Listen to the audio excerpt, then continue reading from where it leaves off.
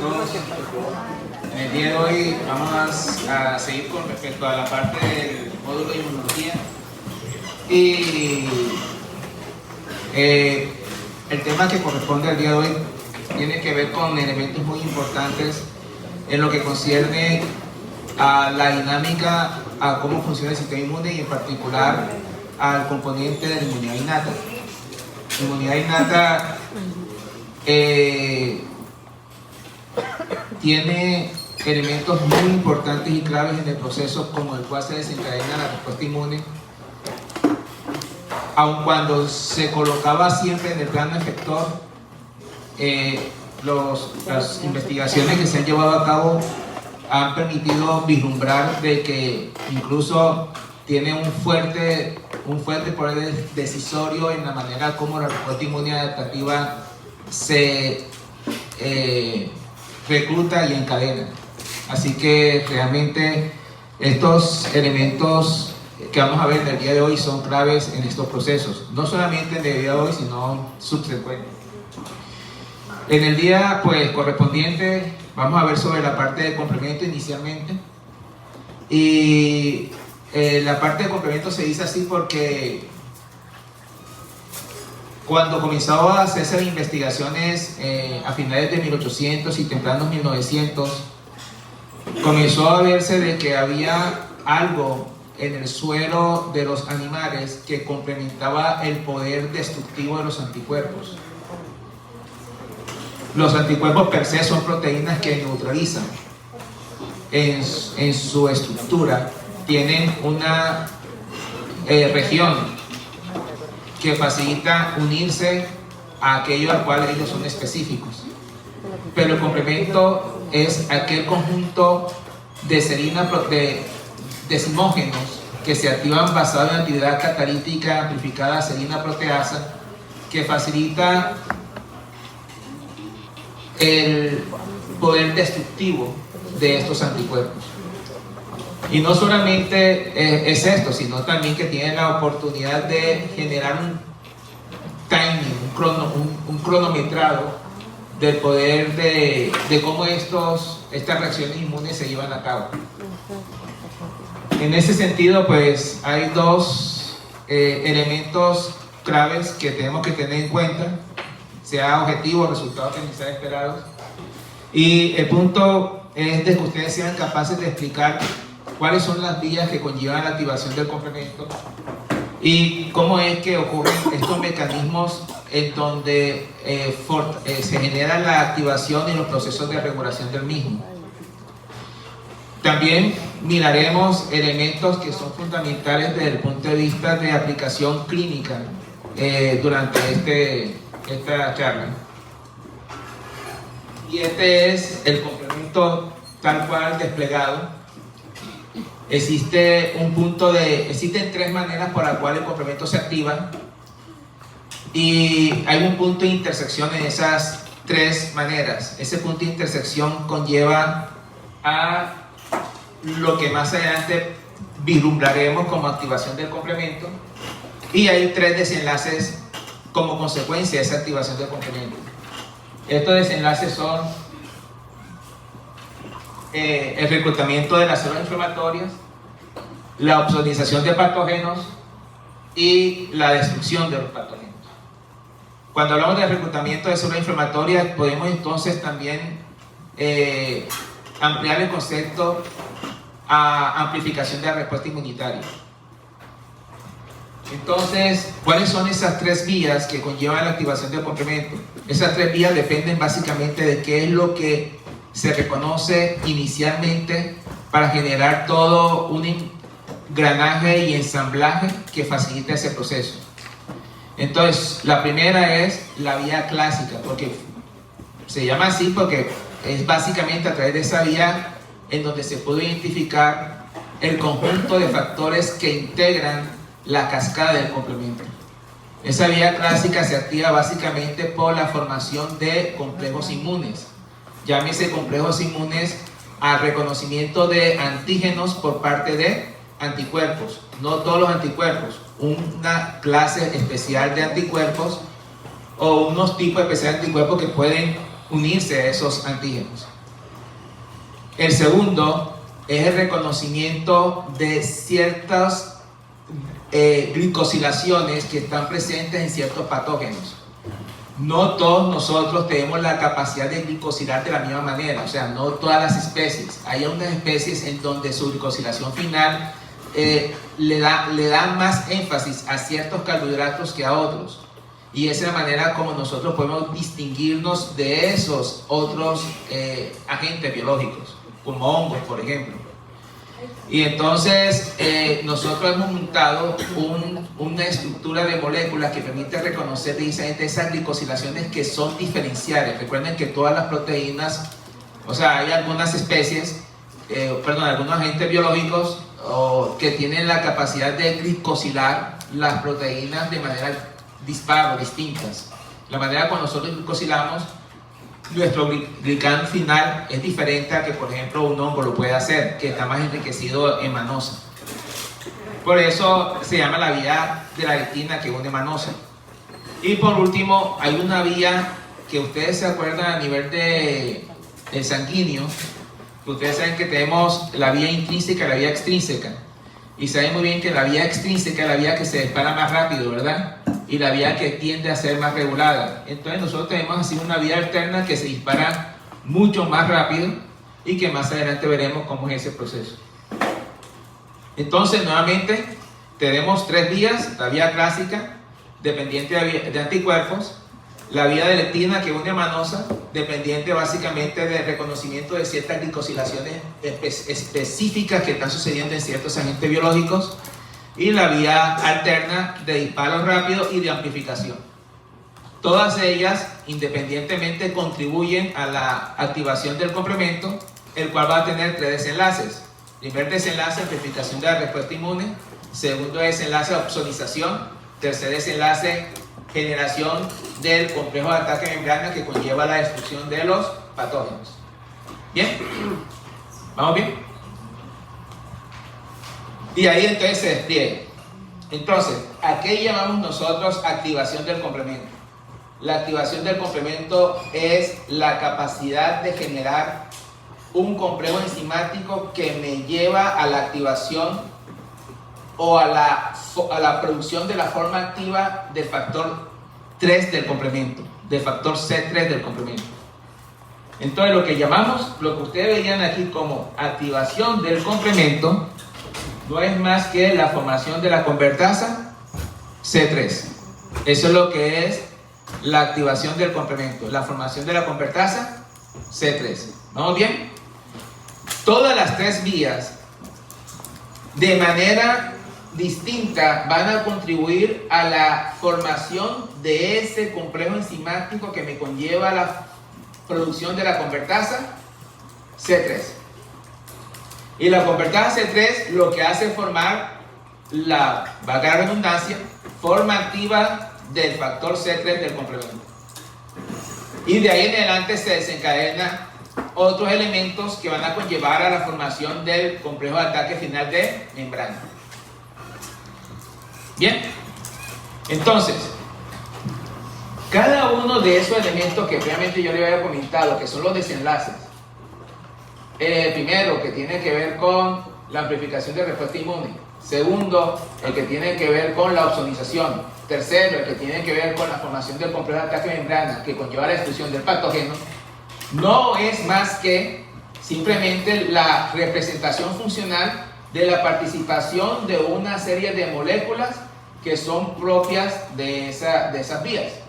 Entonces, ¿quiénes son los protagonistas de cada uno de esos desenlaces? Miremos, primer desenlace. El primer desenlace tiene que ver con la amplificación de respuesta inmune. Entonces tiene que haber un conjunto de moléculas que van a proceder a tener una capacidad quimiotáctica y un poder inflamatorio enorme para poder generar una amplificación de la respuesta inmune. Esas moléculas son el C3A y el C5A. El C3A y el C5A.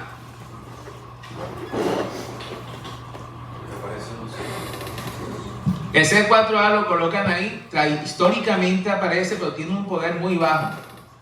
Entonces, en principio, los más preponderantes son C3A y C5A. ¿Qué van a hacer ellos? Ellos tienen una capacidad de generar un proceso inflamatorio tremendo. Son moléculas bastante quimiotácticas, son moléculas que inciden sobre el componente endotelial y van a favorecer la aparición de esas características que ustedes saben que corresponde a la parte de lo que hemos definido como inflamación. ¿Cuáles son las 5 características patognomónicas de inflamación? Rubor, enrojecimiento. ¿Por qué se produce el enrojecimiento? Vasodilatación, componente vascular. El segundo, edema. ¿Por qué se produce el edema? ¿Por qué se produce la extravasación de líquido? Porque aumenta la permeabilidad.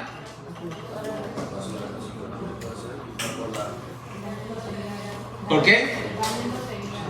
¿Por daño endotelial? No, no necesariamente. Porque en la parte venular postcapilar, las células endoteliales comienzan a contraerse como respuesta a la presencia de esas moléculas. Y cuando ellas se contraen, generan canales, poros, y a través de esos poros comienza entonces a extravasarse el plasma. Entonces ya tenemos todo el rubor, tenemos edema. ¿Cuál es el tercer componente? Calor. ¿Por qué se produce el calor? Por la vasodilatación. ¿Y el cuarto componente? Parte de la pérdida de la fusión, que es una cosa adicional dependiendo del lugar donde se encuentre. El dolor. El dolor básicamente es el influjo a las fibras nociceptivas que se encuentran en la región. Pero ustedes se dan cuenta de que 3 de esas 4 características simplemente es la respuesta vascular a la presencia de algo. Simplemente es componente vascular. Eso es lo que es el proceso inflamatorio. Entonces, ¿cuáles son las moléculas que están mediando todo ese proceso? Y que además de eso también son bastante quimotácticas dentro de lo que corresponde a la activación del complemento. C3A y C5A. Y en menor grado C4A. Señor. En ese caso se activarían tanto C4A como C3A y C5A. Se activan las tres al mismo tiempo. Son consecuencia de la cascada y ellos son productos que se forman durante la activación de la cascada. ¿Ya? Entonces los más potentes son, en su orden, C5A, el segundo más potente C3A y el más débil de todos, C4A. El segundo desenlace, opsonización. Resulta de que durante la activación del complemento se generan moléculas que son pegajosas, que van a permitir que las células fagocíticas puedan anclarse al agente biológico y poder fagocitar. Ustedes saben muy bien de que algunos de los agentes biológicos producen cápsulas y esas cápsulas son bastante resbalosas, si se pueden decir así, y que realmente es bastante difícil para las células del sistema inmune fagocíticas poder engullirlas. Entonces la opsonización es crear puentes, crear puntos de amarre que van a permitir entonces la fagocitosis. Eso es lo que es la opsonización. De la molécula opsonizante por naturaleza dentro de la vía de activación del complemento es C3b. C3b. Y aparte de C3b, hay otra molécula importante que también es altamente opsonizante y lo van a ver muy temprano durante el proceso de activación del complemento, especialmente en lo que corresponde a la vía clásica, que es el C1q. ¿Ya? Y luego tenemos la fase terminal de la activación del complemento, que es la formación del complejo de ataque membrana, cuyo objetivo es formar una serie de poros en la diana, en lo que está siendo atacado, para que ese agente biológico pierda el control hidroelectrolítico y además de eso inyecta a través de esos poros moléculas con alto poder catalítico para generar la destrucción de adentro hacia afuera. Complemento es una altamente poderoso en ese sentido. Bien, entonces de aquí eso significa que nosotros vamos a tener siendo el punto de intersección la producción del complejo enzimático que conlleva la activación a la formación de la convertasa C3, vamos a tener entonces fase temprana y vamos a tener fase tardía del proceso o fase terminal del proceso de activación del complemento. ¿Bien? Listo. Entonces, ese es el complemento de una manera, una visión global. Aquí básicamente tenemos los elementos que constituyen la fase temprana. Tenemos las formas que hemos denominado desde el punto de vista funcional como las convertasas C3, que el objetivo es coger una molécula C3 y escindirla catalíticamente para producir los dos componentes principales derivados de la escisión catalítica de C3, que va a ser el C3A y el C3B. C3A, amplificación de respuesta inmune. C3B, opsonización. Y otras cosas adicionales que sucederán más adelante. Luego entonces viene el proceso de la formación de unas convertasas que hace la convertasa S5, que simplemente es la generación de un complejo enzimático que va a escindir a C5, y luego la formación del complejo de ataque membrana, que es lo que ustedes están viendo acá. Entonces, fase temprana, previa a la generación de la convertasa C3, subsiguiente la formación de la convertasa C5, y en últimas la formación del complejo de ataque de membrana. Obviamente, como es importante regular, como es altamente destructivo, miren esto, el sistema inmune trabaja de la siguiente manera. Y lo voy a decir en dos o tres, digamos, metáforas. Lo que está quieto se deja quieto. Primero. Segundo.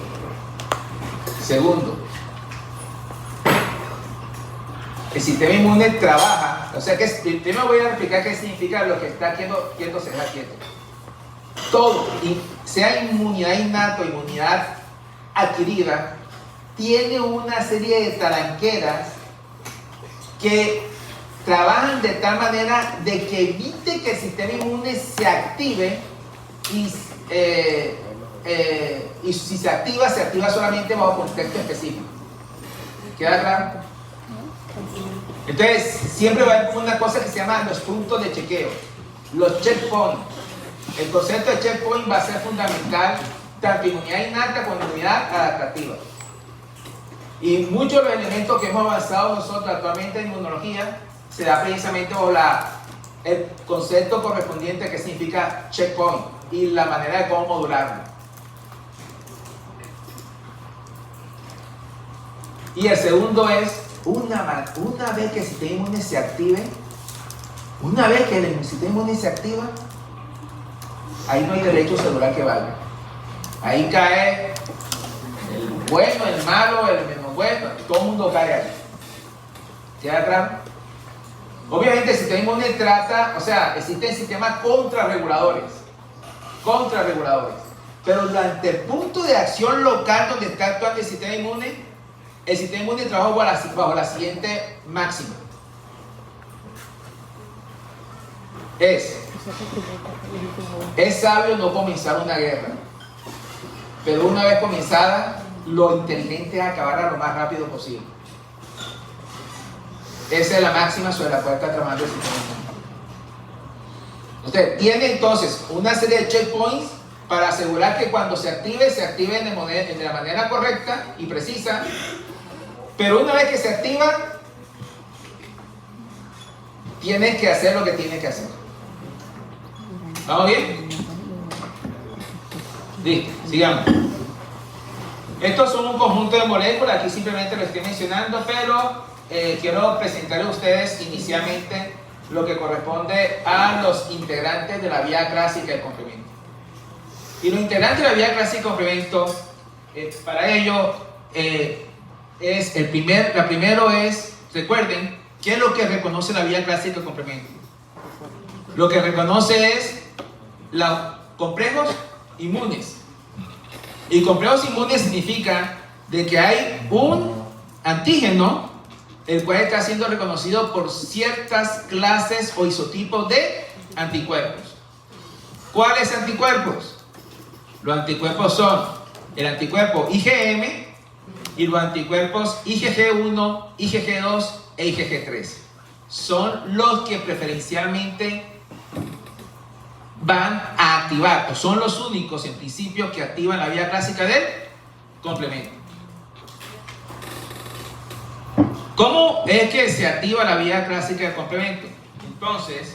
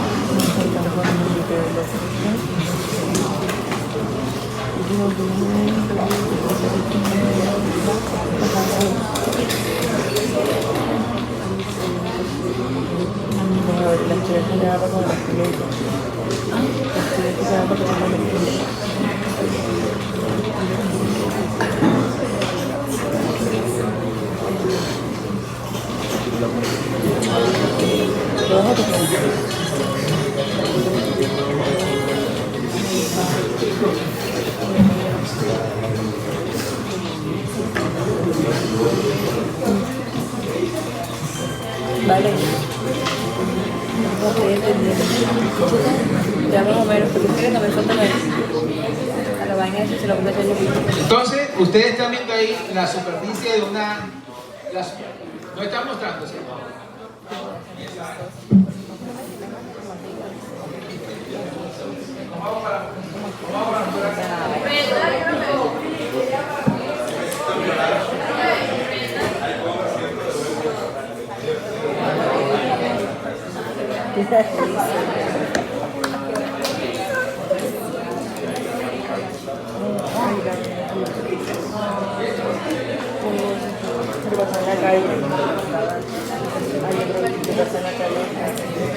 Entonces lo que ustedes están viendo ahí es una superficie sólida porque el complemento, o sea, tiene la manera sobre la cual se va articulando la activación del complemento lo hace sobre una fase sólida, aun cuando hay fase soluble que contribuye. Entonces, pero en sí, todo lo que corresponde a la vía clásica, entonces ahí es la parte de la fase sólida. Esto lo que ustedes están viendo acá es una membrana. Y aquí ustedes están observando que hay el reconocimiento de algo en esa membrana. Recuerden que los anticuerpos tienen una forma en Y, donde los brazos de la Y corresponden básicamente a la región en la parte aminoterminal que se va a unir al epítope antigénico. El epítope es la mínima unidad que se reconoce de parte de un antígeno. Antígeno es una composición de palabras que significa lo que origina al anticuerpo. Antígeno, geno, origen, anticuerpo. Y epítope es la mínima unidad de qué es lo que se está reconociendo en ese antígeno. Usualmente son 5 a 6 unidades de algo, sea carbohidratos, lípidos, lípidos complejos, aminoácidos. Y esos epítopes pueden ser continuos o pueden ser conformacionales. El 60% de los epítopes que se reconocen por parte de un anticuerpo es de naturaleza conformacional. Es decir, que se tiene que plegar la molécula para que formen la estructura de lo que se va a reconocer. ¿Vamos bien? Entonces, acá ustedes tienen la región de los fragmentos que unen al antígeno y acá tienen la región FC por sus siglas, o sea, por históricamente qué significa FC, fragmento cristalizable. Esas moléculas cuando se trataban con enzimas, dependiendo del corte de enzima, generaba esta región que siempre tendía a cristalizarse. Entonces, por eso denominamos fragmento cristalizado.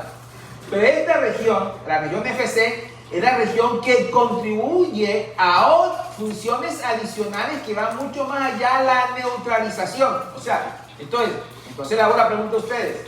¿En dónde se lleva a cabo la función de neutralización? Se lleva a cabo a nivel del fragmento que une al antígeno. Aquí está el lugar donde se neutraliza a las moléculas, porque neutralizar depende de unirse. Y acá ustedes tienen, en esa región que corresponde a la parte del fragmento FC, es donde le dota otra propiedad funcional que va más allá de neutralización. Activación del complemento es una de ellas. Unirse a receptores que se encuentran presentes en células como macrófagos o células natural killer o neutrófilos, que le permite generar la citotoxicidad celular dependiente de anticuerpos, es otra de ellas. Entonces, la capacidad de trasvasar a otros órganos es otra de ellas. Todo eso lo está dominando acá. ¿Ok? Entonces, resulta de que hay algo particular en estos anticuerpos. Cuando los anticuerpos que activan el complemento, cuando se estructuran, forman una estructura en araña. Más adelante explico, así ustedes saben como una araña, ¿verdad? La pata de la araña. O la nave de agonizaje, entonces básicamente es una estructura de esa manera, se aplana. Entonces, el mejor anticuerpo que puede activar a la vía clásica del complemento es el anticuerpo IgM. Y más adelante explicaré por qué. Por favor, necesito que me lo recuerden, no se vayan a olvidar de ello. Pregunta.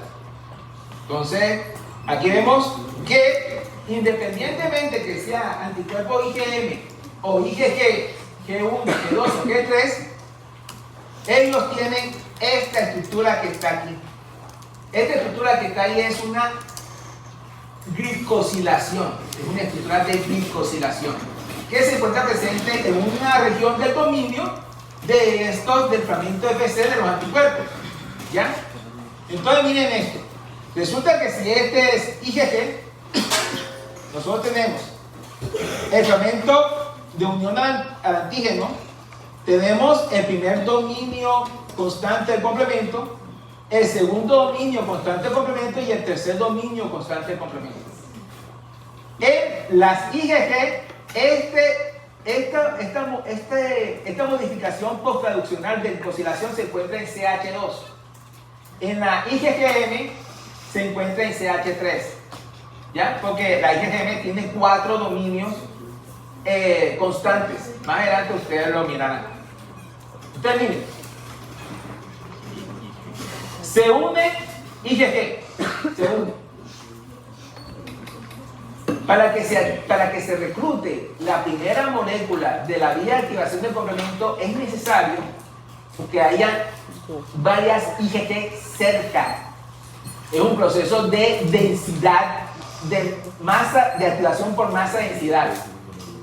Entonces aquí históricamente lo han representado como 2 IgG.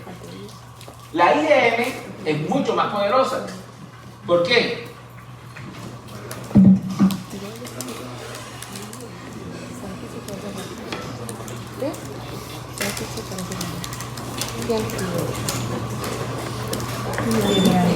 Ay, no me iba a preguntar.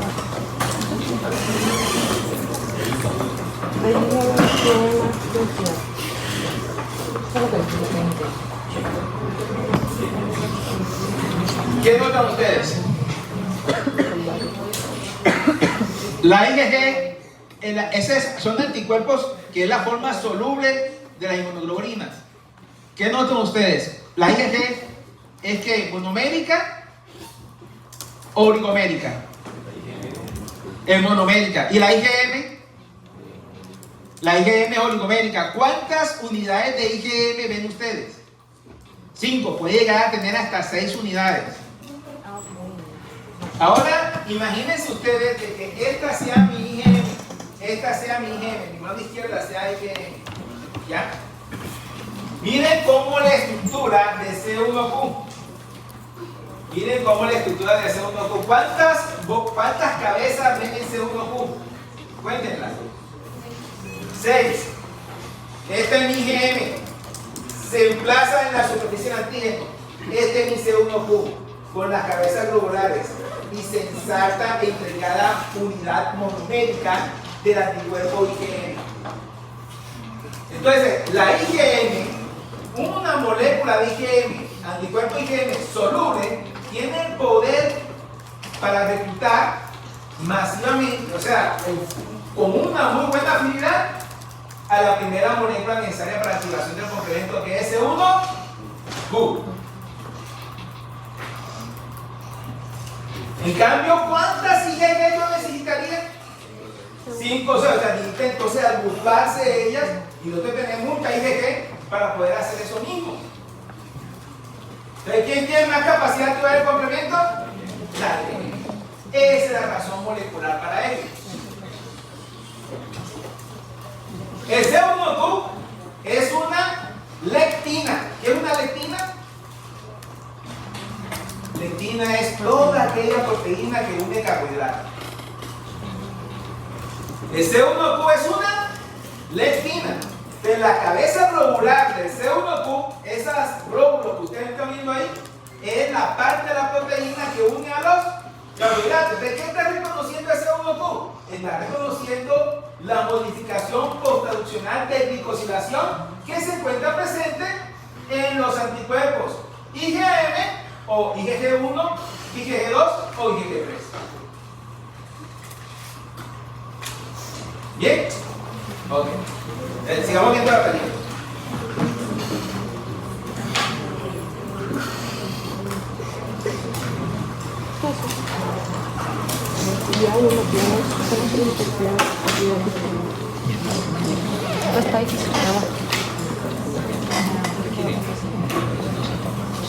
Entonces, un evento de densidad. El antígeno tiene que ser lo suficientemente frecuente en la superficie para poder entonces unir dos o más o varios IgG. Y ahí viene C1Q. C1Q tiene la cabeza globular, que es la parte fina de la molécula, y una parte fibrilar. Y C1Q tiene en su interior, o recluta en su interior, a un complejo enzimático que se denomina C1R y C1S. Esas son, entonces recuerden complemento. Recordar complemento es recordar coagulación. Bolondón, peripeo, bolondón, muquilanga, así y así por lo menos. Entonces, en principio lo que ustedes están viendo no es más que un proceso de activación secuencial y exponencial de un conjunto de decimógenos que están circulando. ¿Ya? Todo comienza con el reconocimiento del complejo inmune. ¿Qué es el complejo inmune? IgG unido a un tipo de antígeno. En masa de densidad, si fuera IgM sería una sola. Como es IgG, necesito tener varias. A densidad cercana para poder reclutar a quién? A C1Q. Y dentro de C1Q tenemos al complejo enzimático. Una vez que C1Q se une a los respectivos anticuerpos, el C1R se activa. Y el C1R activándose, activa subsecuentemente a C1S. Q, R, S. Q reconoce, R se activa y subsecuentemente S.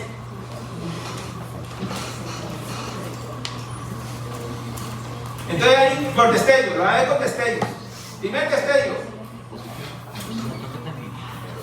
CR. Segundo destello, S. Y ahí se activa. Una vez que se activa C1S, el C1S actúa sobre la segunda molécula del complemento. La segunda molécula del complemento es el 4. ¿Por qué si la segunda molécula no le pusieron los nombres subsecuentes? Los números subsecuentes. Porque C4 fue, a pesar de que es la segunda que se activa, fue el cuarto componente que se descubre. de C4. De C1S va a cortar, pues indica catalíticamente a C4 y se va a producir dos componentes, C4A y C4B. C4A queda soluble. C4B se inserta en la membrana o en la superficie sólida. Ahí va. Hola.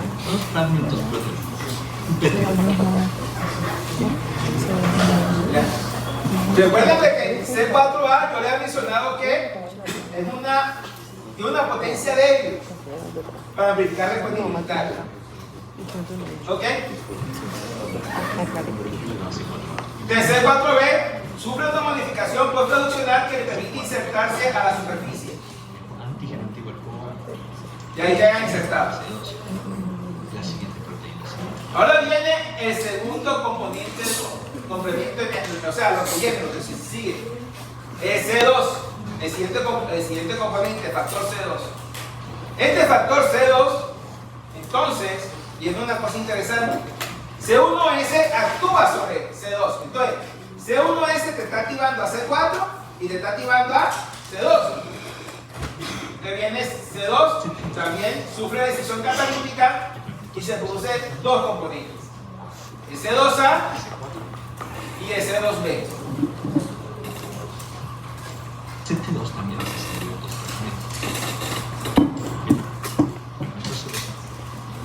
C2A y C2B. Hay un problema en este momento de discusión tremenda a nivel de inmunología. También los inmunólogos se ponen a discutir de estas cosas. Históricamente, y en su libro lo encuentran, dice que el componente pequeño es C2B y el componente grande es C2A. ¿Ya? Porque la persona que describió esto tradicionalmente lo colocó de esa manera. Y en honor a esa persona, entonces siempre se nombró de esta manera. ¿Por qué es importante esto? Porque resulta de que el componente grande es el que se va a unir a C4 para producir la convertasa C3. El componente grande, independientemente de la unidad que se le llame, es el que se va a unir a C4 para producir la convertasa C3.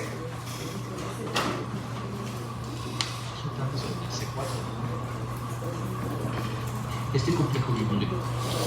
Esa es la convertasa C3 de la vía clásica. ¿Cuál es la convertasa C3 de la vía clásica? Aquella que tiene la capacidad de coger el C3 y cortarlo catalíticamente, generar C3A y C3B. Bien. Entonces, históricamente, y en sus libros aparece, ¿cuál es la convertasa C3? C2A, C4B, o C4B, C2A. Esa es la convertasa C3 de la vía clásica. Ahora, todos los inmunólogos que siguieron investigando sobre la activación del complemento comenzaron a bautizar quien llevaba o quien abanderaba la forma activa de generación de todo el proceso de amplificación o de activación exponencial del complemento en las unidades B. O sea, el único que tiene la unidad A es el C2. Entonces, en este momento hay libros modernos que están diciendo, pero ¿por qué complicarnos? De aquí en adelante podemos decir que la convertasa C3 es C4B, C2B. Eso lo digo yo en el contexto de que cuando ustedes revisen su literatura y tienen un libro moderno y aparezca C4B, C2B, entonces no vayan a decir, pero no me dijo que era C4B, C2A. Necesito una razón histórica y necesito una razón de discusión. Todavía no se ha arreglado el asunto. Hay algunos que dicen, no, eso es C4B, C2A. Hay otros inmunólogos modernos, una fracción que dice, no hombre, eso es complicado a los estudiantes, C4B, C2B. Y ahí vamos. ¿Ustedes qué quieren? ¿Listo? Usted me dice, manda un mensaje porque dependiendo de eso, será de la pregunta. Entonces, así que hacen una encuesta, ¿cuál sería? Entonces, vamos. Entonces, ¿cuál es la convertaza C3 de la vía clásica? No me hablo por aquí ahora en este momento. C4B, C2A. ¿Ok? O C4B, C2B. Pero en este momento va a ser C4B, C2A. Bien. Entonces, C4B se inserta en la membrana. Y C2, o sea, la subunidad que quedó después de la decisión catalítica, C2A, en este caso, queda con el poder catalítico de convertir a C3 en sus distintas unidades. Exactamente, entonces miremos qué sucede. C4B2A, persona C3 con personalidades y 5 para ese Se convertirá a C3, C4B, C2A, en la porción C2A. a no ser que ustedes digan lo contrario. C3 con la centralía. Y viene C3 y fíjense de que C2A corta catalíticamente a C3A y C3B. Entonces, ¿quién activa a C4 y a C2? C1RS. ¿Quién activa a C3? C2A.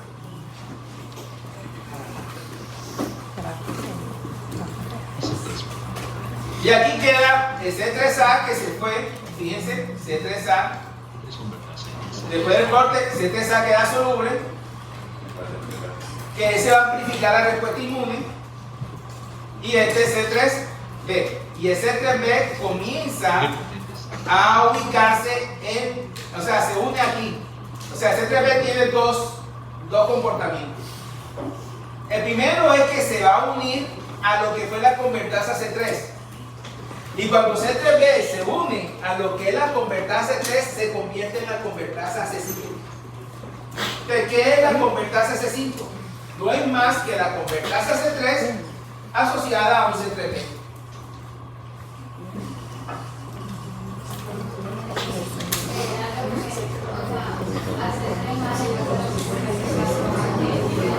Ya ahorita vemos. ¿Cómo?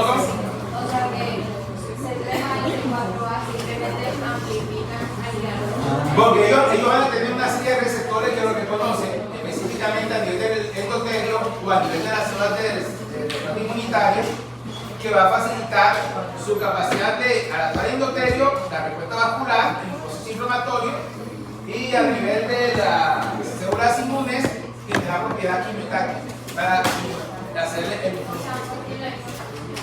predominantemente, recuerda que C4 es muy débil. Predominantemente esto lo tiene C5A y C3A.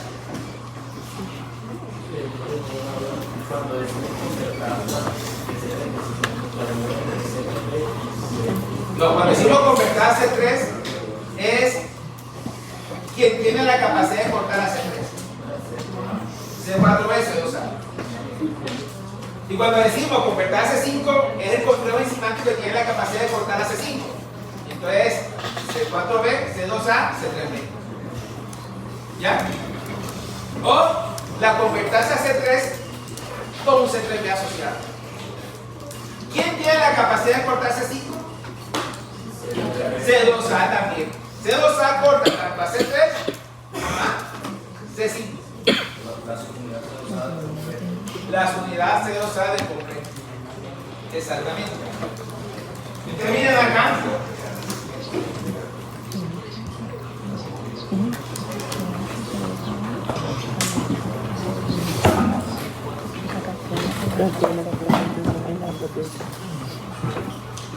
Ahorita se acerca C5.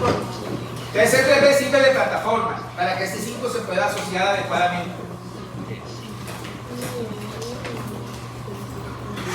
Ahí en ese C5 se asocia, queda cerca a C2A y ahí la decisión catalítica C5A y C5B.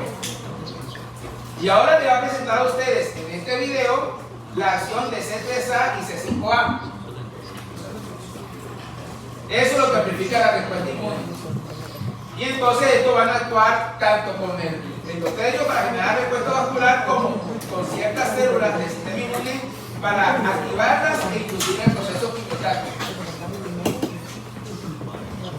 ¿Quién es la más poderosa de todas? C5A. La siguiente es C3A y la que prácticamente es débil C4A. Y viene ahora la vía de complemento terminal, la vía de la fase terminal de complemento. Entonces recordemos que quedó ahí sobre la superficie, sobrenadando C5B. ¿Ya? Entonces C5B, este que está aquí, luego se va a unir con otro componente de complemento que es C6, que también se encuentra en la superficie.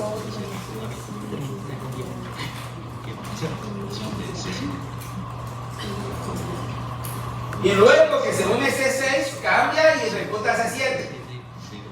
Y luego que C7 se recluta, viene y une C8 y C8 aterriza. C8 ancla a la membrana. Y C8 induce luego la polimerización de C9 para generar el poro estable.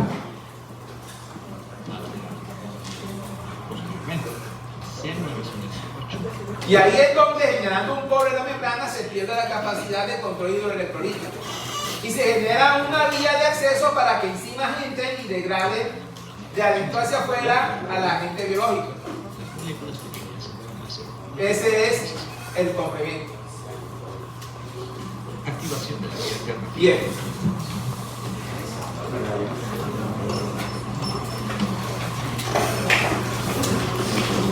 Entonces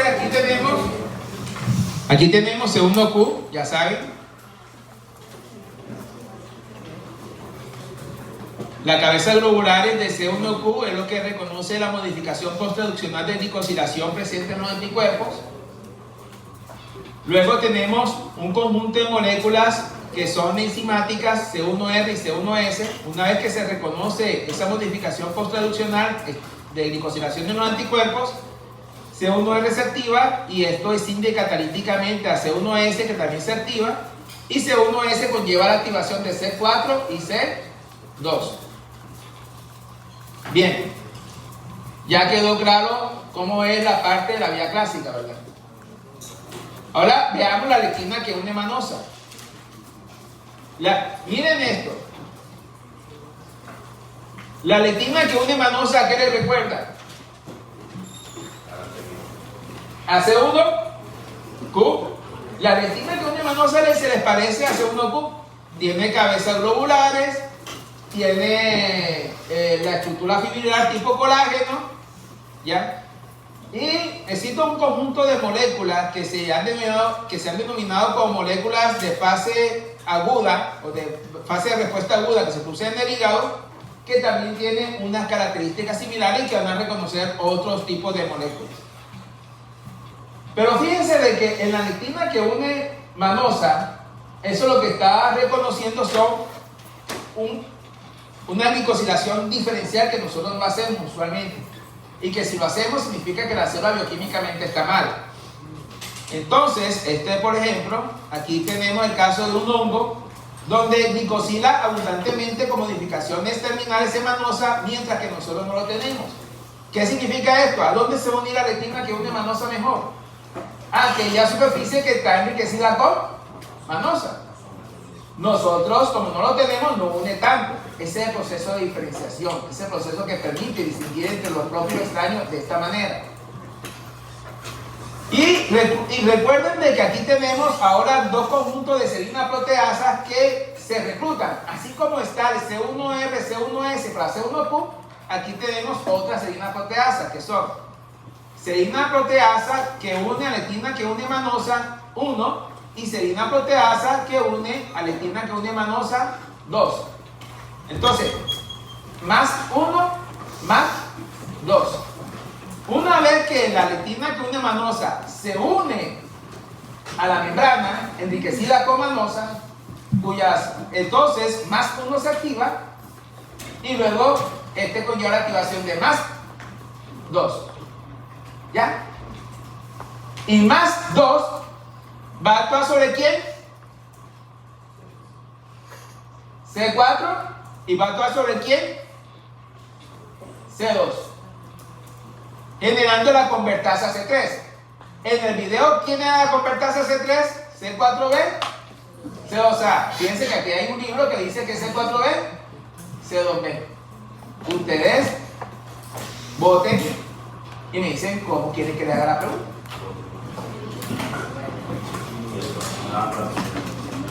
Listo. Entonces luego que se active la convertasa C3, actúa sobre C3, generando la activación de C3 a C3A y C3B. ¿Quedó claro? Ese es todo. Entonces, ¿quiénes son? Fíjense de que, ¿quiénes son los componentes que van a mediar la activación del complejo? O sea, que hace la convertasa C3 en la retina cuneo-manosa. Son los mismos de los de la vía clásica, C4 y C2. Para el propósito de la clase y para unificar conceptos, C4B, C2A. Hasta que ustedes cambien de decisión. ¿Ya?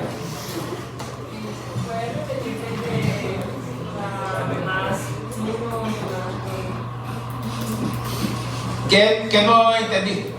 ¿O qué no fue claro? Y más 2, ¿a quién va a activar? Si más o menos sigue el mismo modelo de la clásica, ¿a quién activaría?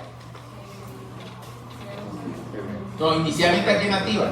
En la vía clásica primero ¿quién se activa? C4, perfecto, y después de C4 S2 y luego se pone la convertasa C3.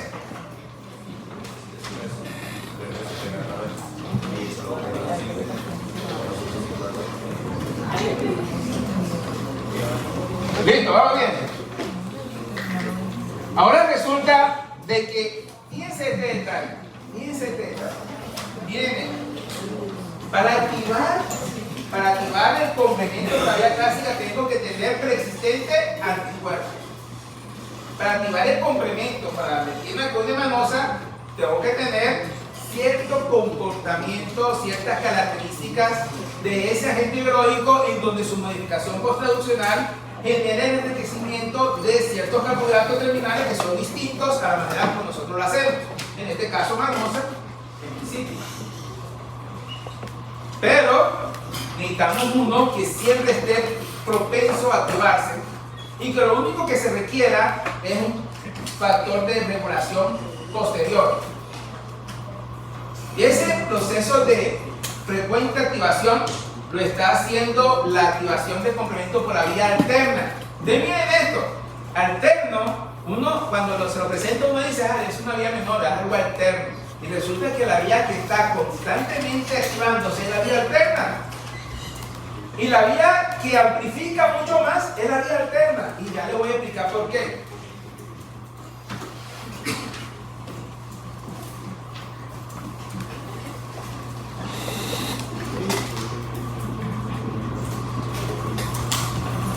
La vía alternativa. En la vía alterna, miren que ven ahí. ¿Quién es este? C3.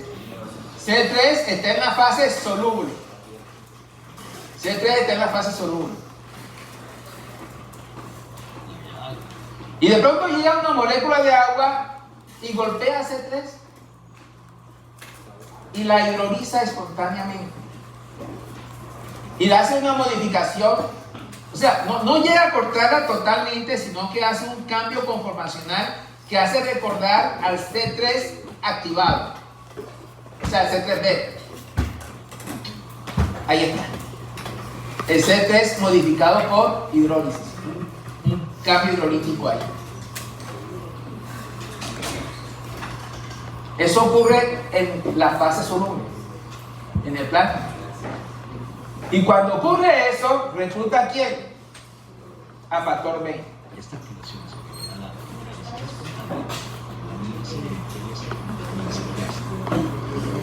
C3. Y ese, señores, ese es la fase soluble de la convertasa C3. Así. Constantemente se está activando la fase soluble de la convertasa C3. Bien. Entonces, ¿qué significa esto? De que el C3 se une a ellos dos, pero el factor B es el que tiene la activación. Pero para que eso ocurra, el factor B tiene que ser activado. O sea, todavía no es la forma, o sea, todavía falta algo adicional. Me adelanté un poco. Porque en este momento, digamos, ya se forma el complejo, pero el factor B se tiene que activar.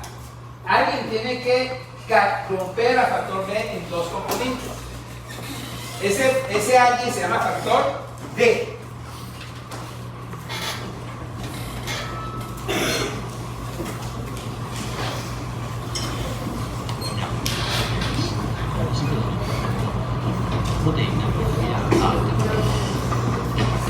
Ahí viene el factor D. Rompe el factor B, se genera la unidad mayor B sub B y la unidad menor B sub A. Y se forma ahora sí la convertasa C3. Este es el C3 modificado por hidrólisis en la fase soluble asociado al B sub B. Esta es la convertasa C3 de la fase soluble. ¿Sí? El factor B, todo eso está en el plano. Todo eso está en el plano. Se produce a nivel de plano, o sea, ahí están cortando en el plano.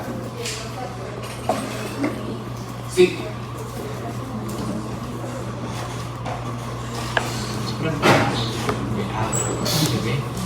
¿Vamos bien? Listo. Usted viene a convertir C3. ¿Qué significa esto? De que ahora viene C3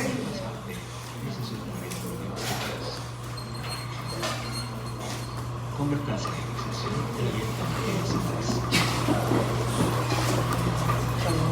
viene C3 y B sub B actúa sobre C3 y la rompe catalíticamente generando C3A y C3B. Ahora, este C3B, recuerden que siempre busca aterrizar, o sea, buscará una superficie para aterrizarse. Entonces, ¿qué condición tiene que haber? Tiene que haber un daño endotelial o tiene que haber cierta superficie del patógeno disponible para que ese C3B se ancle. Entonces, ese es el checkpoint. Si no hay algo sobre el cual se ancle, no pasa nada. Entonces, C3B se une a colágeno, se une a matriz, de aquí viene C3B y se ancla. ¿Listo? Entonces, cuando C3B se une, como estamos por la vía alterna, ¿qué creen ustedes que llamará el C3B? ¿A cuál molécula llamará el C3B? Estamos en la vía alterna. Vía alterna. ¿Con quién se unió en la fase soluble de C3 que se hidrolizó espontáneamente? ¿Con quién se unió? O sea, ¿con qué proteína plasmática se unió el C3B, el C3 que se hidrolizó espontáneamente? Factor B. Entonces, ese C3B también servirá de plataforma para que se una el factor B.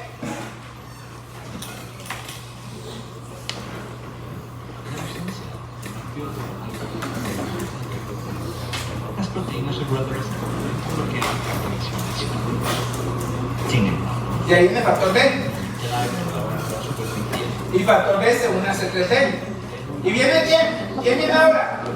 El factor D. Y corta catalíticamente al factor B. Y ya B sub A y sub B. ¿Y quién queda acá? ¿Quién queda ahí? ¿Eso qué es? Esa es la fase sólida de la convertasa C3 de la vía alterna. Ya, entonces la fase soluble hace lo mismo que la fase sólida. Lo que sucede es que la fase soluble genera la semilla de los C3B que se van a depositar sobre las fases sólidas. Y si hay una fase sólida dispuesta proinflamatoria, entonces lo que vas a hacer es que vas a llenar esa fase sólida de muchos C3B. Y donde haya un C3B, va a haber un factor B que se una. Y donde haya ese factor B, C3B asociado, actuará sobre ese factor D. Por tanto, generando múltiples, cientos y miles de ¿qué? De convertasas C3 de la vía alterna en la fase sólida o en la fase superficie.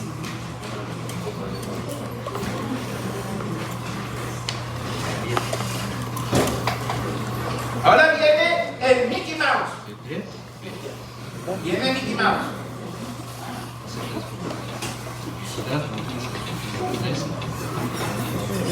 Entonces, el B sub B corta catalíticamente a C3, ya, es cierto, ¿verdad?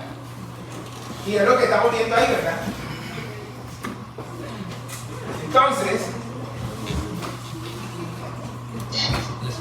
ahí comienza a cortar y generar C3B y C3A, pero quiero mostrarle aquí al complejo Mickey Mouse.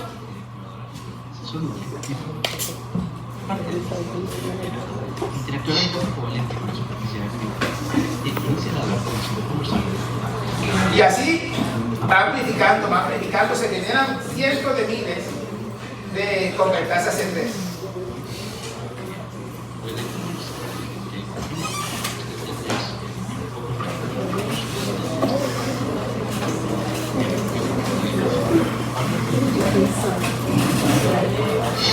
Listo.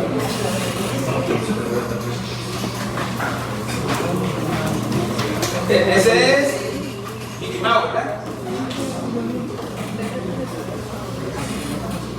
Bien. Esa cosa será, ¿qué tipo de molécula será? ¿Qué tipo de complejo será? Ese es la convertasa C5. Recuerden la definición de convertasa C5. Es una convertasa C3 con un C3B asociado.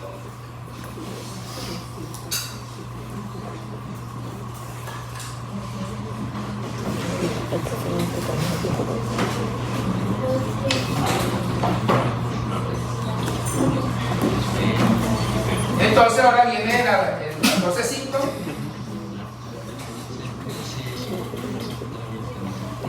El factor de sub B actúa sobre el factor C5, generando C5A y C5B.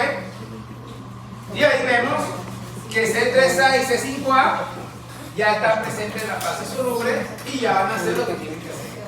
Van a amplificar esto aquí.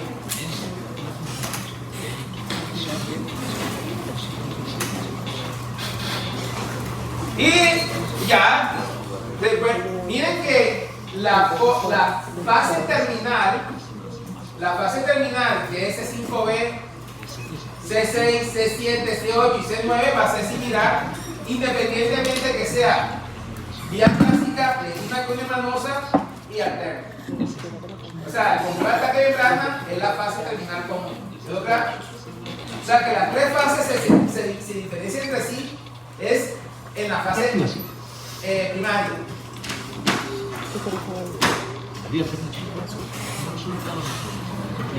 Entonces, ¿por qué decimos que la vía alterna de complemento, fíjense que la vía alterna de complemento se activa rápidamente? Y al mismo tiempo la vía alterna de complemento es la que amplifica. ¿Por qué? Porque básicamente los pequeños C3B que se generan de la superficie sirven de plataforma para comenzar a reclutar B sub B, factor B, que luego se convierte en B sub B. Y luego vamos a tener muchas convertadas C3 de la vía alterna dispuestas en fase sólida.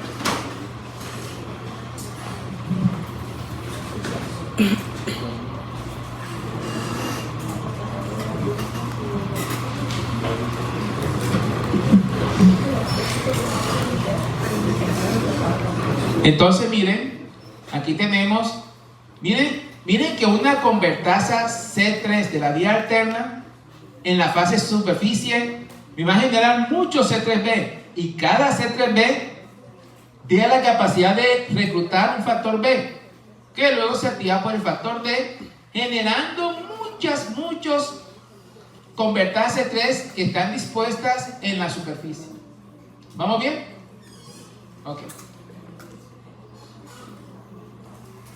Ahora, es fácil, ¿verdad? O sea, lo que quiero decir con fácil es que es fácil la activación. Y por ende, tiene que haber un checkpoint. O sea, imagínate que esas células, o sea, esos factores de complemento a la vía alterna se estén activando de manera constante y exponencial sobre nuestras propias células. Eso no sería bueno para nosotros. Entonces, nuestras células tienen que tener mecanismos contrarreguladores que actúen en contra de la disponibilidad y disposición de convertasas de C3 de la vía alterna en fase de superficie del complemento. ¿Cierto? ¿Vamos bien? Tiene que haber mecanismos contrarreguladores y eso es lo que les estoy mostrando acá. Miren.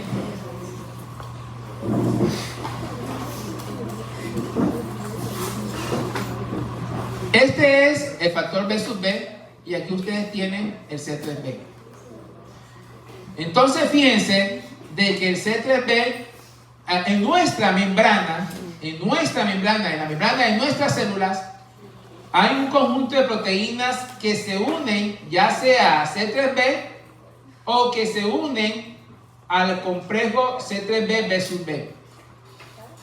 Cuando eso ocurre, van a obstaculizar que se una el B sub B o van a traer otra molécula a juego que se llama factor inactivador, que es una proteasa que inactiva C3B y por ende evita que C3B sea utilizada para generar la convertasa C5. ¿Ya? Entonces, ¿cuáles son esas moléculas, digamos, que se ha identificado en la membrana de nuestras células que participan en ese proceso de contrarregulación? Entonces son el receptor de complemento 1, que es una molécula proopsonizante, o sea, esa es la que va a facilitar el proceso de bullir. El factor de aceleración del decaimiento de las convertasas, el factor H, que es un factor soluble que se une a residuos de ácido ciánico presentes en la membrana de las células, el CD46,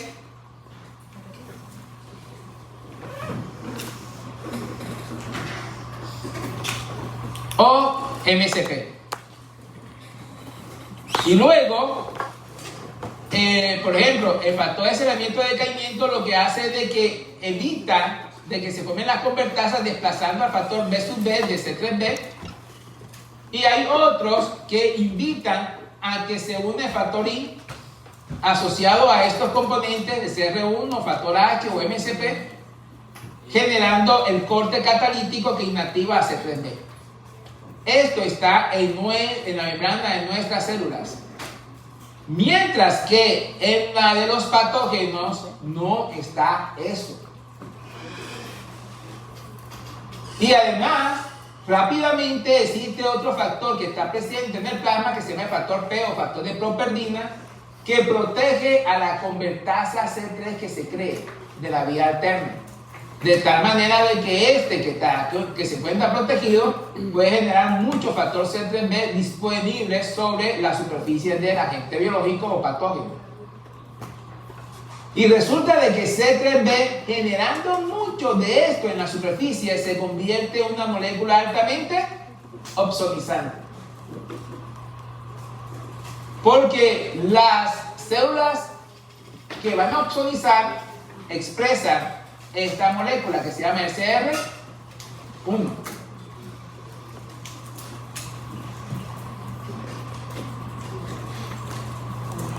Bien, entonces esta diapositiva la hice con inteligencia artificial, me quedó bien. Entonces aquí me gustó en la manera del diseño, como se crea, cómo se generó, porque creo yo que resumen el concepto rápidamente. Entonces, primero que todo, la diapositiva lo que está mostrando a ustedes es la manera como se lleva a cabo la regulación de la vía alterna teniendo en cuenta la interacción con el factor inactivador.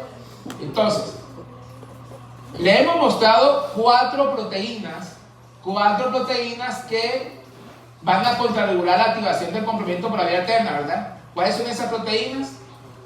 Factor H, CD46 y el CR1 o CD35. También tenemos al factor de aceleramiento de decaimiento CD55. Entonces, ¿quién no se une al factor I? El factor de aceleramiento de decaimiento. Exactamente. ¿Qué es lo que hace este?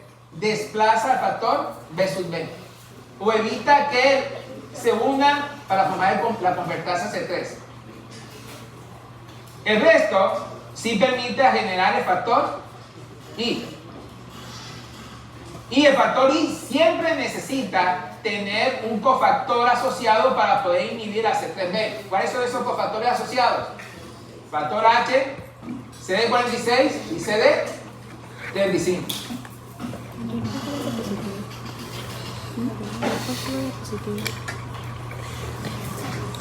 ¿Quieren descansar 5 minutos?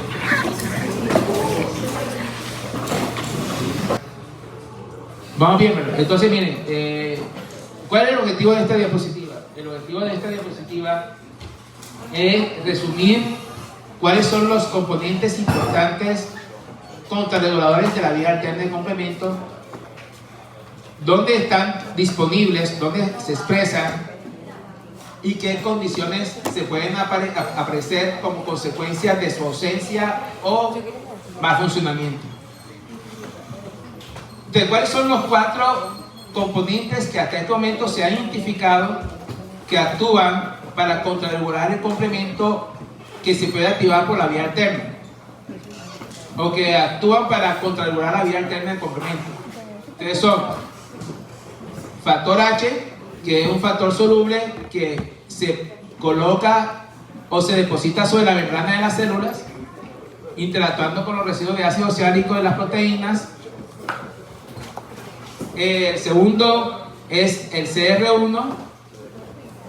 El tercero es el CD46 o proteína cofactora de membrana. Y el cuarto es el CD55 o también llamado factor aceleramiento de decaimiento. De estos cuatro elementos.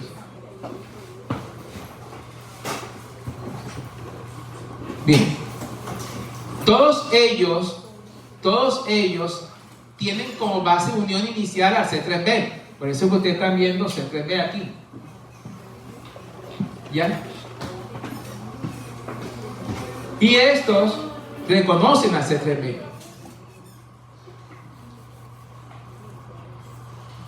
Pero cuando estos tres que están aquí en verde se unen a C3B como el factor H, el CD46 o el CR1, sirve para ser reconocido por una proteasa inactivadora que se llama el factor I. Y ese factor I corta al C3B y lo inactiva, generando pequeños fragmentos que realmente ya cesan su acción ulterior en la capacidad que tiene de activación del complemento. La otra molécula que ustedes están viendo aquí, el CD55, se llama factor de aceleramiento de decaimiento de los convertasas. Esta no recluta factor I. Esta lo que hace es desplazar al factor B sub B. Y cuando el factor B sub B es desplazado, entonces no se puede producir ni la convertasa C3 ni la convertasa C5. Bien.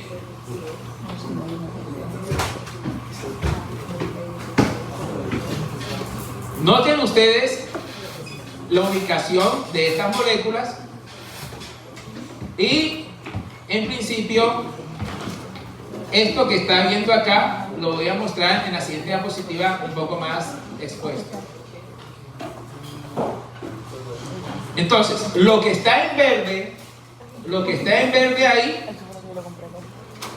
constituye, lo que está en verde ahí, constituye a aquellos contrarreguladores que pueden unir a factor I, para que factor I inactive al factor C3 del complemento. Lo que está en anaranjado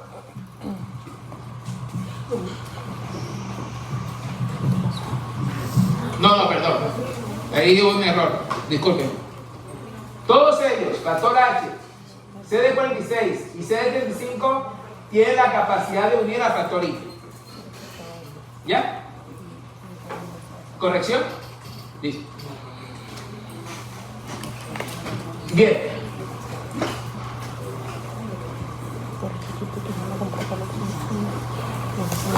Miremos qué es lo que está ocurriendo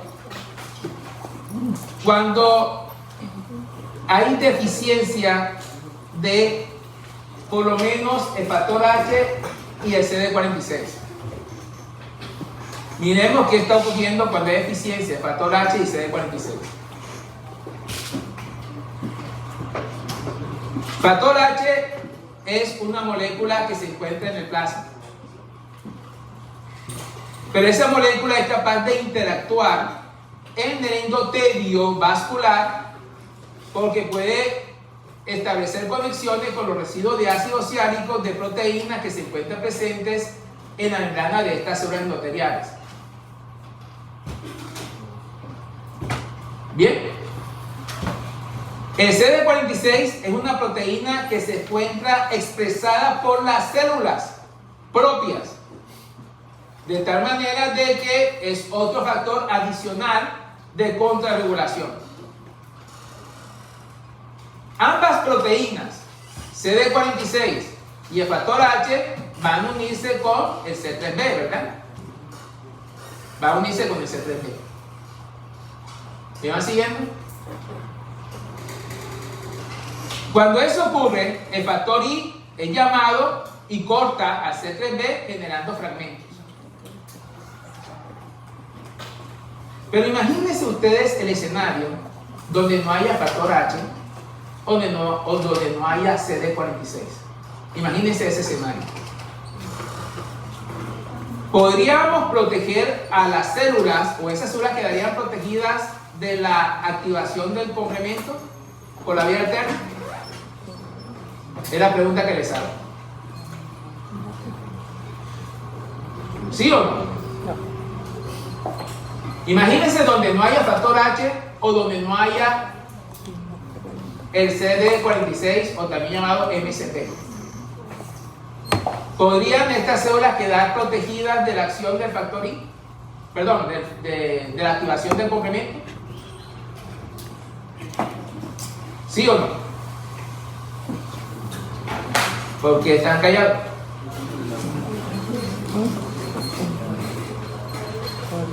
Recuerden de que todo el proceso de activación subsecuente en la vía del complemento está derivado de que se produzca la convertasa C3, que haya suficiente convertasa C3.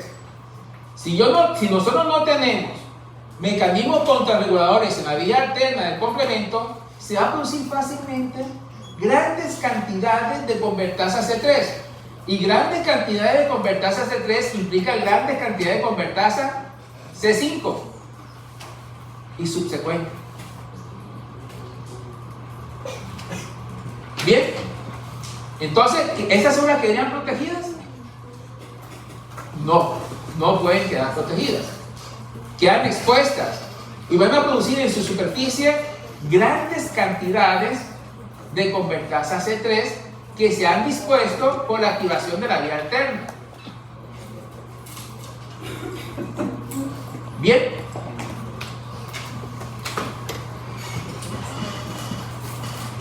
¿Y qué pasa ahí? Las convertasas C3, o sea, el complemento se habla con la vía de la coagulación. Y la activación del complemento puede generar entonces sobre la superficie de la célula elementos que propenden luego a generar la activación plaquetaria y generar pequeños trombos sobre la superficie endotelial, especialmente la región microvascular.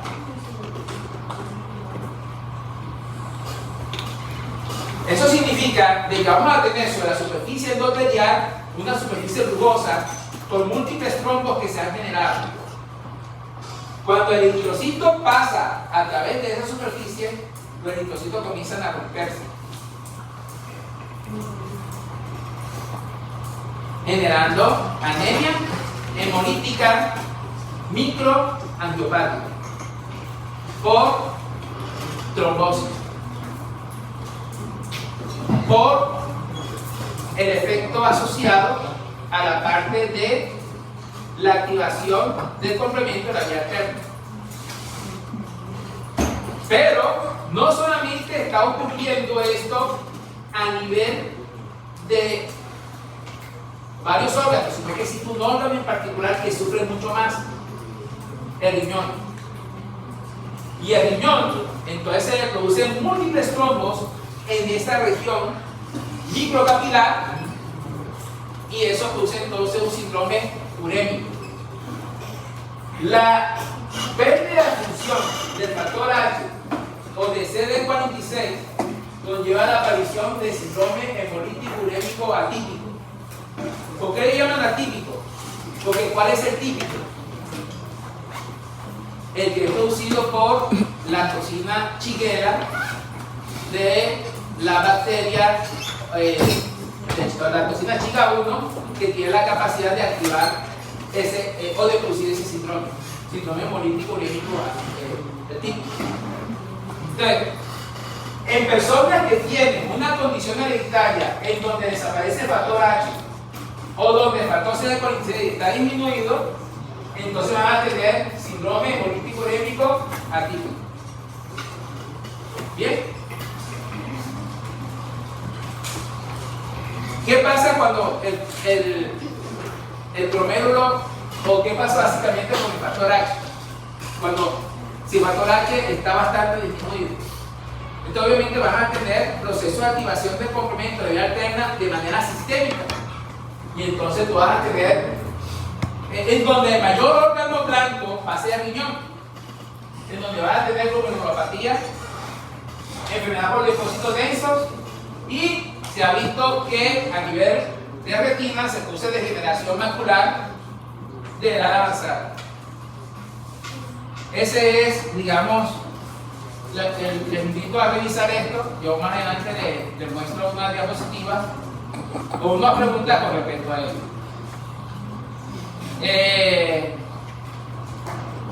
Bien, ya nosotros vimos todo lo que corresponde a la parte de la activación del complemento, tanto por cada una de las vías y la formación de ataque a la membrana.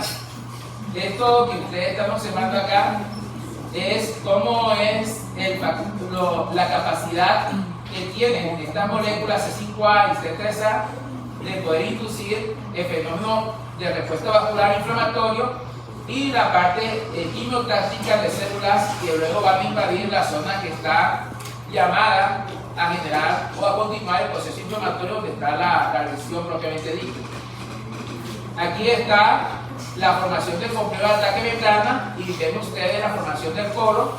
Aquí vemos una superficie estacionada con múltiples poros y ustedes observan cómo esa lesión que está ahí va a facilitar básicamente la pérdida de control hidroelectrolítico de parte de la célula que ha sido atacada y además sirve de fuente de entrada de múltiples proteasas. Esto no solamente tenemos reguladores en la fase inicial, también tenemos reguladores en la fase terminal de complemento, donde ustedes observan lo que corresponde a nitroglicerina, por ejemplo, a clusterina, tenemos CD59 y tenemos también inclusive la CD55 previamente mencionada. Pero la CD59 y la CD55 tienen una característica y es de que son proteínas acopladas a glicosilfosfatidinositol. ¿Ustedes se acuerdan qué es GPI?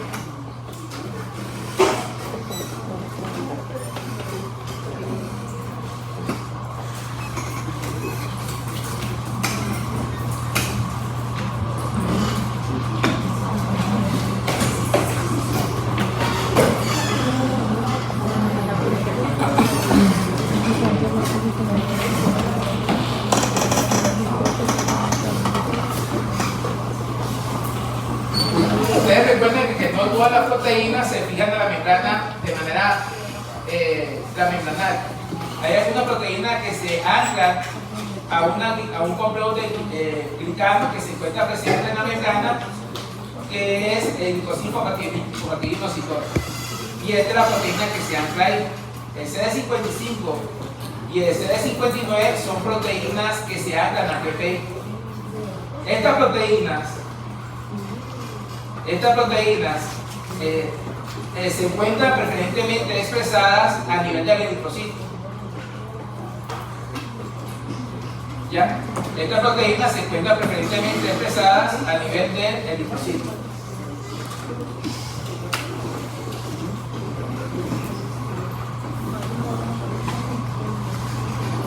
Y estas proteínas, el CD55 y el CD59, a diferencia del factor H y del CD46, son proteínas que generan hemólisis sin daño renal, propiamente dicho. Porque el daño está ocurriendo a nivel de que se pierde la protección del eritrocito.